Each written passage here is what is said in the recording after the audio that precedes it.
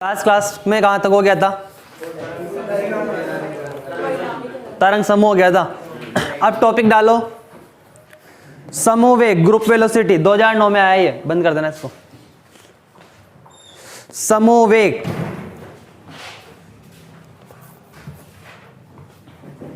Group velocity,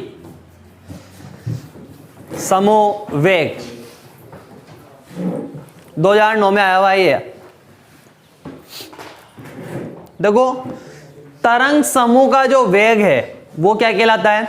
समूह वेग कहलाता है। और इसको किससे प्रदर्शित करते हैं अपन? वीजी से प्रदर्शित करते हैं। वीजी का मतलब ग्रुप वेलोसिटी से होता है। ठीक है, हमने जो परिणामी आयाम निकाला था उसमें क्या कहा था कि जो परिणामी आयाम है दूरी और समय के साथ क्या होता है? परिवर्तित होता है। और इस आयाम का आवरण ही क्या कहलाता है? तरंग समूह कहलाता है। तो वहां पर जो कला थी वो कितनी थी? Del omega upon 2 into T minus del k upon 2 x बराबर क्या? नियत। हम जानते हैं जो कला है वो क्या रहती है? नियत रहती है। ठीक है, इसका मैं एक्स के टी के सापेक्ष अवकलन कर दूं। ठीक है, टी के सापेक्ष अवकलन करने पर, टी के सापेक्ष अपन अवकलन करें तो क्या होगा? यहां से डेल ओमेगा अपॉन 2, टी का कितना हो गया?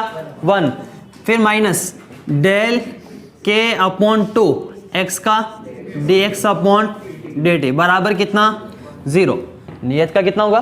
0।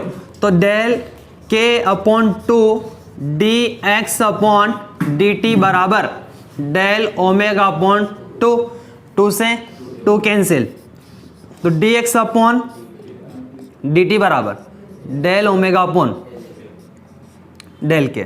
ठीक है, और dx अपॉन dt को क्या कह दूं मैं? v या vg?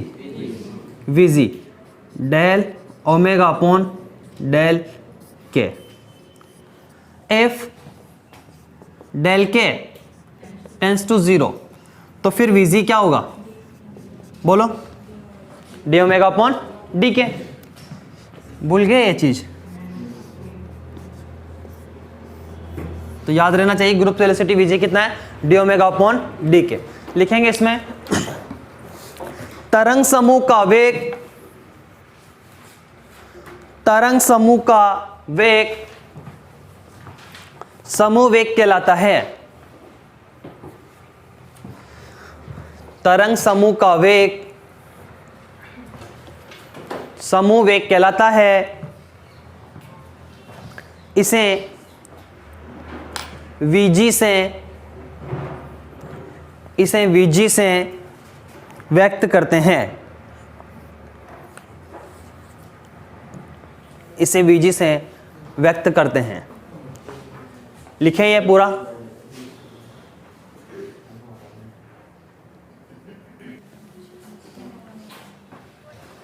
याद होना चाहिए वीजी बराबर डी ओमेगा अपॉन डी के। ये पहले भी लिखा है मैंने, काफ़ी बार आ गया, फर्स्ट ईयर में भी लिखा है, अगर याद हो तो। लिखा है नहीं लिखाया? लिखाया होगा। कॉपी तो भेज दी ना हो? नहीं भेजी? कब भेजोगे? हाँ, अच्छा नौकरी के बाद।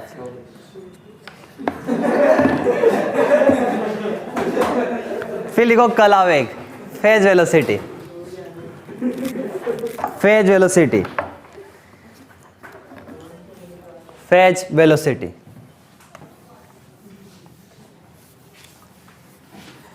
देखो फेज वेलोसिटी क्या होती है?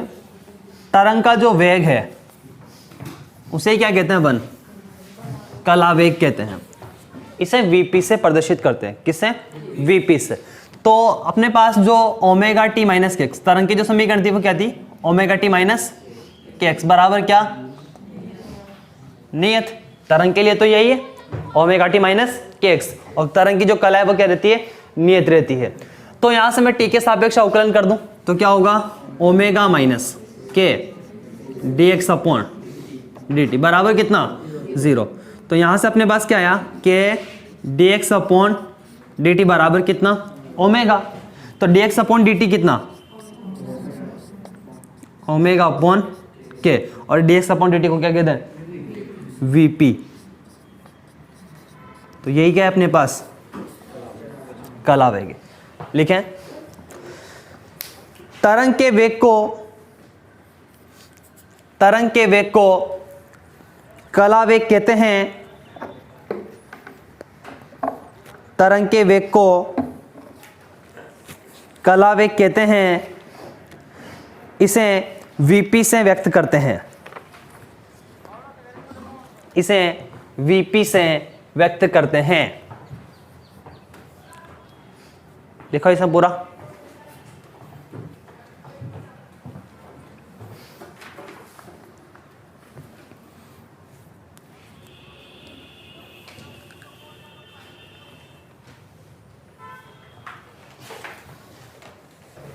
इसके बाद क्वेश्चन लिखना है, एक क्वेश्चन लिखेंगे, सिद्ध करो कि समूह वेग, सिद्ध करो कि समूह वेग कण के वेग के बराबर होता है। 10 में 13 में आया हुआ है। सिद्ध करो कि समूह वेग कण के वेग के बराबर होता है। पहले भी करवाया हालांकि मैंने ये, फिर देख लो। देखो हम जानते हैं कि, क्या जानते हैं, जो ग्रुप वेलोसिटी vg वो कितनी होती है, डी ओमेगा अपॉन डी के। तो vg बराबर डी ओमेगा, ओमेगा को क्या लिख दूं मैं, 2 पाई न्यू, अपॉन डी के को क्या लिख दूं मैं, 2 पाई अपॉन लैम्डा। 2 पाई से 2 पाई कैंसिल, तो vg बराबर D new upon D 1 upon lambda. vg बराबर क्या करूं, ऐसे गुणा भाग, तो D H new upon D H upon lambda, क्योंकि बराबर कितना होता है, एच न्यू, और एच अपॉन लैम्डा पी बराबर कितना, एच अपॉन लैम्डा। लैम्डा बराबर एच अपॉन पी होता है ना, डी ब्रोगली तरंग दे रहे, याद है। तो vg कितना, D E upon D P, ये याद रखना काफ़ी इंपॉर्टेंट है। अब इसके बाद में देखो क्या प्रूफ करना है मुझे कि vg क्या किसके बराबर होता है, v के बराबर होता है। तो यहाँ से अपन जानते हैं जो काइनेटिक एनर्जी E वो कितनी होती है, 1/2 mv²। इसको अपन ऐसे लिख दें, p² अपॉन 2m लिख सकते हैं। तो vg बराबर d upon D P, p² upon 2m। तो vg बराबर 1/2m तो कांस्टेंट, और d upon D P p², 1/2m, p² का कितना, 2p, 2 से 2 कैंसिल, p अपॉन m, और p अपॉन m क्या होता है, v। या फिर कैसे लिखेंगे, p को mv और m कैंसिल, तो v। तो vg बराबर कितना, v। मतलब तरंग समूह का वेग कण के वेग के बराबर होता है।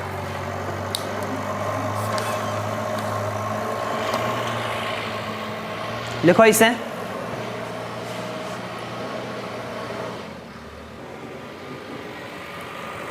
पूरा हो गया। अब एक क्वेश्चन लिखेंगे, इसके बाद आप लोगों को करना है ये, सागर की, क्वेश्चन लिखो, सागर की तरंगों की कोणीय आवृत्ति ओमेगा, सागर की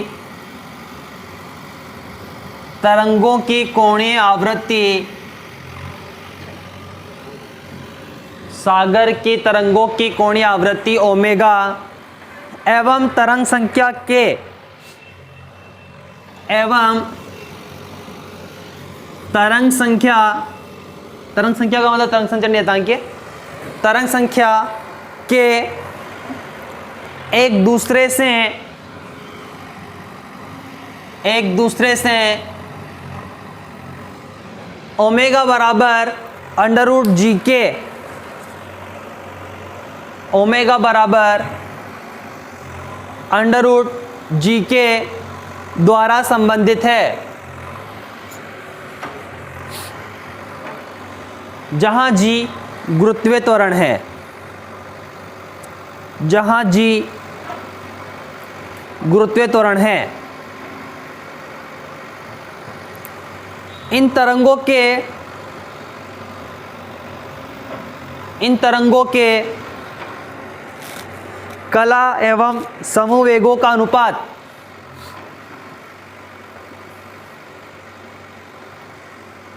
कला एवं समूह वेगों का अनुपात ज्ञात करो।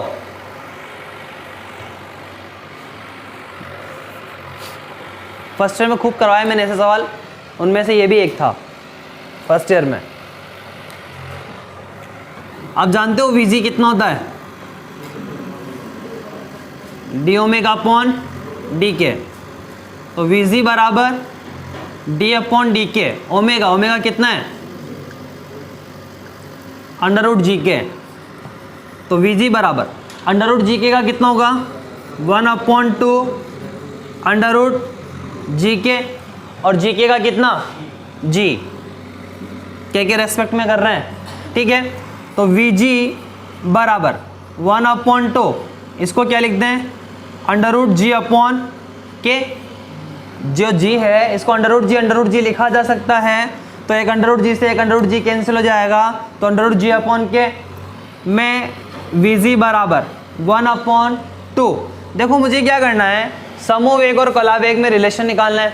तो मैं क्या करूं, इसको ऊपर नीचे अंडर रूट के से गुणा कर देता हूं, ऊपर नीचे अंडर रूट के से गुणा कर देता हूं। तो ऊपर तो क्या बना?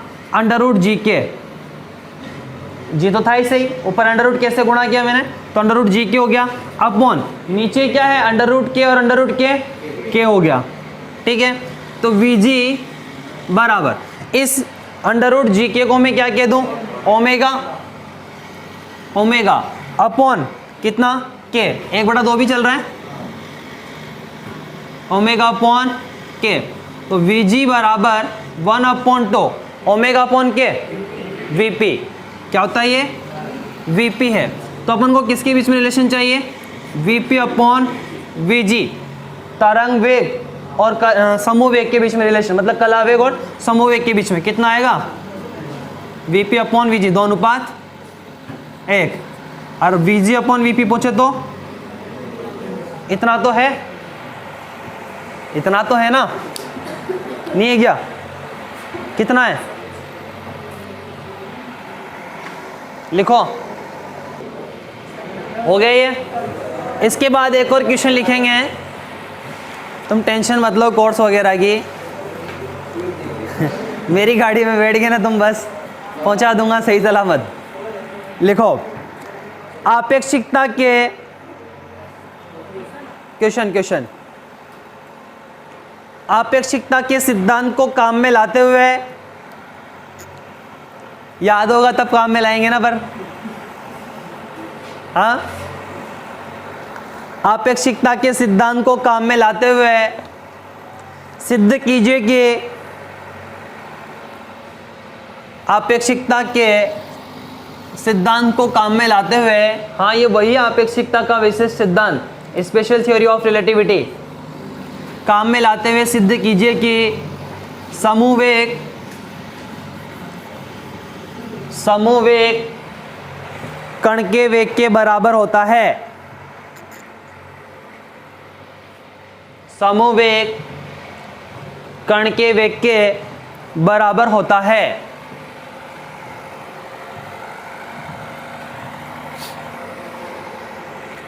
कर लोगे ना? नहीं करोगे? चलो मैं बताता हूं। देखो हम जानते हैं कि E बराबर कितना होता है? mc², ठीक है। और m कितना होता है आपेक्षिकता के विशेष सिद्धांत से? m बराबर m0 upon √1 - v² upon c²। इसको मैं क्वेश्चन नंबर फर्स्ट कह देता हूँ, मैं इसको सेकंड कह देता हूँ।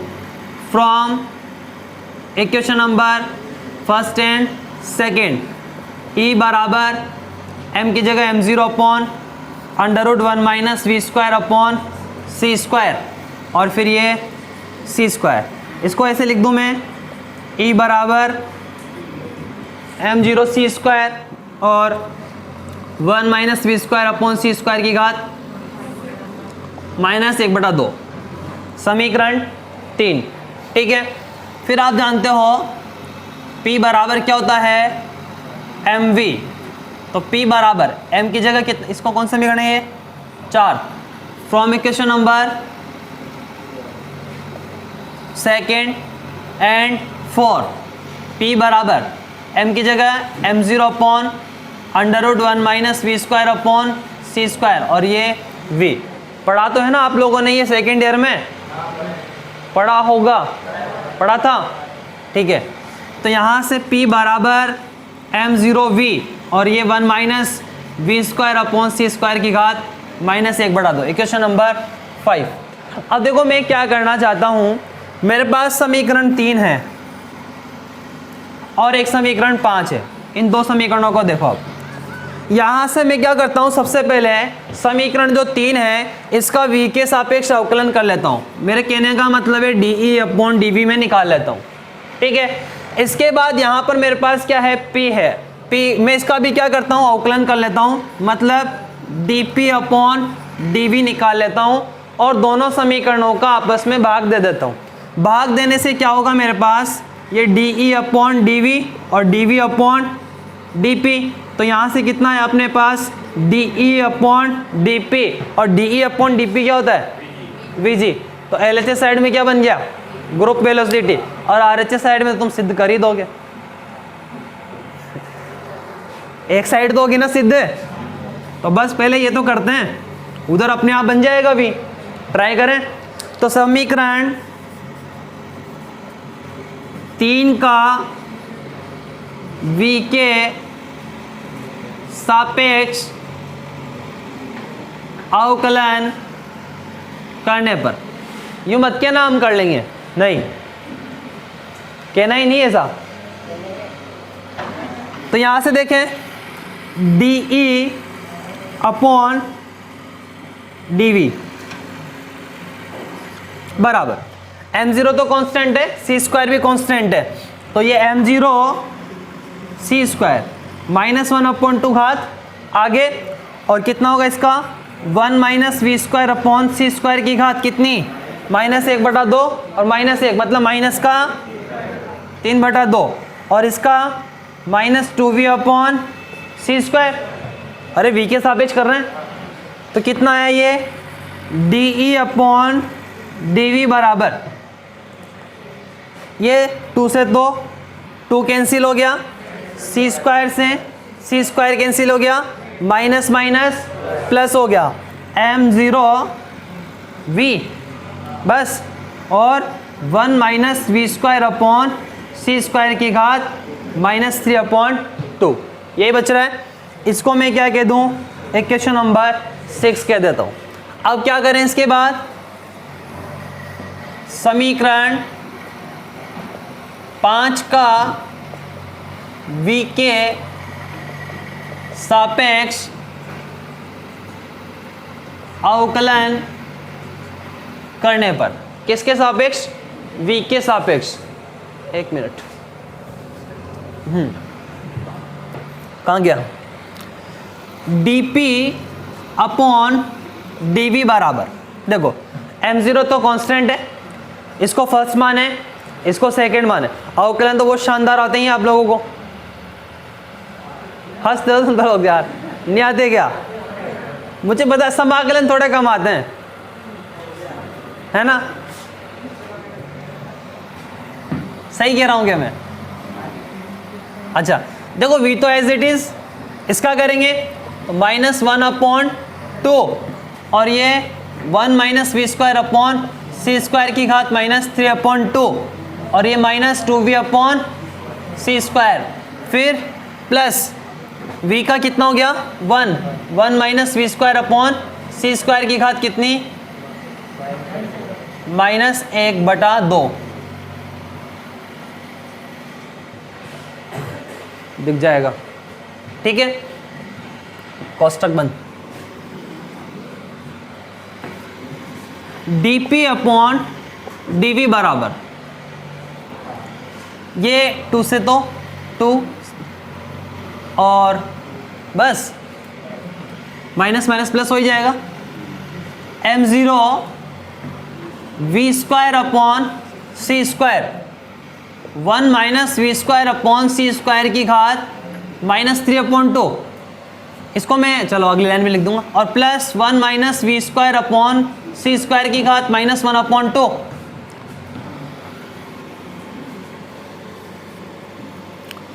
dp अपॉन dv बराबर m0 वी स्क्वायर अपॉन सी स्क्वायर, मैं इसको ऐसे लिख दूं 1 minus we square upon C square की घात 3/2 लिख सकता हूं, plus 1 minus we square upon C square की घात 1/2।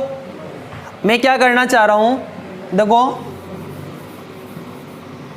ये plus 1 minus we square upon C square की घात कितनी 1/2। मैं क्या है 3/2 घात बनाना चाहता हूं यहां पर भी, ताकि कॉमन ले लूं, ताकि मैं कॉमन ले लूं। तो यहां से कैसे लिखेंगे इसको, 3/2 बनाने के लिए मैं 1 minus we square upon C square से ऊपर नीचे गुणा भाग कर दूं, कर सकते हैं ना, काट दो वापस से वही चीज जाएगी। तो यहाँ घात 1/2 और यहाँ 1 कितनी हो गई 3/2। dp अपॉन dv बराबर m0 v square upon C square 1/1 minus we square upon C square की घात 3/2 plus 1 minus we square upon C square upon 1 minus we square upon C square की घात 3/2।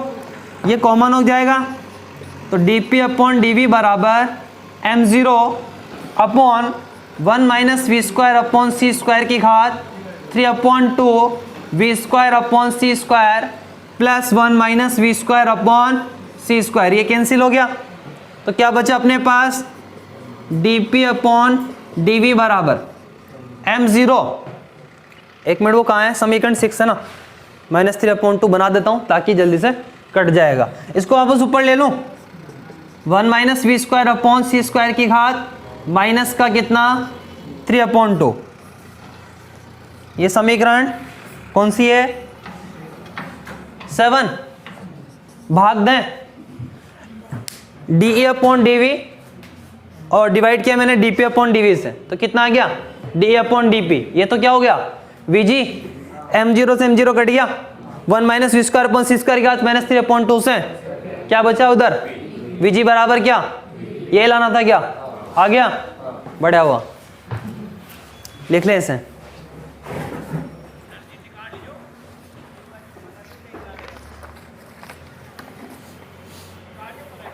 लिखो इसे,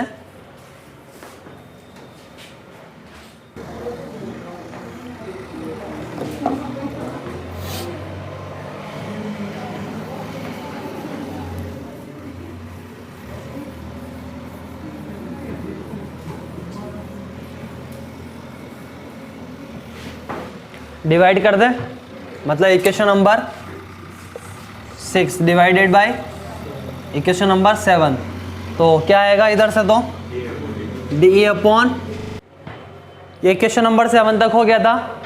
इसके बाद क्या करेंगे, इक्वेशन नंबर 6 में इक्वेशन नंबर 7 का अपन भाग देंगे, तो ये m0 D upon D P हो गया इधर, तो और ये m0 v 1 minus we square upon C square की घात -3/2 और इधर m0 1 minus we square upon C square की घात कितनी -3/2, तो ये कैंसिल हो गया। तो ये डी अपॉन डी पी क्या होता है vg, ग्रुप वेलोसिटी, और ये क्या है अपने पास v, अतः स्पष्ट है कि जो समूह वेग है वो क्या होता है कला वेग के बराबर होता है। इसके बाद आप लोग टॉपिक डालोगे अध्यारोपण का सिद्धांत, अध्यारोपण का सिद्धांत। देखो अध्यारोपण का सिद्धांत क्या होता है, किसी भौतिक निकाय की किसी एक अवस्था के संगत तरंग फलन psi1 तथा दूसरी अवस्था के संगत तरंग फलन psi2 हो तो इनका रेखीय संयोजन psi बराबर a1 psi1 plus a2 psi2 भी किसी निकाय की एक अवस्था को निरूपित करेगा। यही क्या है, अध्यारोपण का सिद्धांत है। तो लिखेंगे इसमें अध्यारोपण के सिद्धांत में, यदि किसी भौतिक निकाय की एक अवस्था के संगत तरंग फलन, यदि किसी भौतिक निकाय की एक अवस्था के संगत तरंग फलन psi1 तथा दूसरी अवस्था के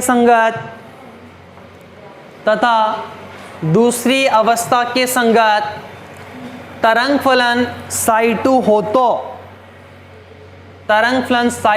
तो इनका रेखीय संयोजन मतलब लीनियर कॉम्बिनेशन, इनका रेखीय संयोजन psi बराबर a1 psi1 plus a2 psi2 भी psi बराबर a1 psi1 plus a2 psi2 भी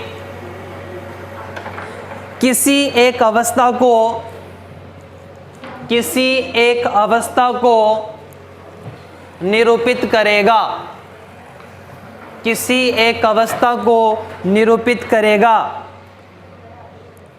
यही अध्यारोपण का सिद्धांत है, यही अध्यारोपण का सिद्धांत है। ठीक है, आज के लिए इतना ही पढ़ेंगे अपन, बाकी अपन नेक्स्ट क्लास में पढ़ेंगे। Okay, good bye.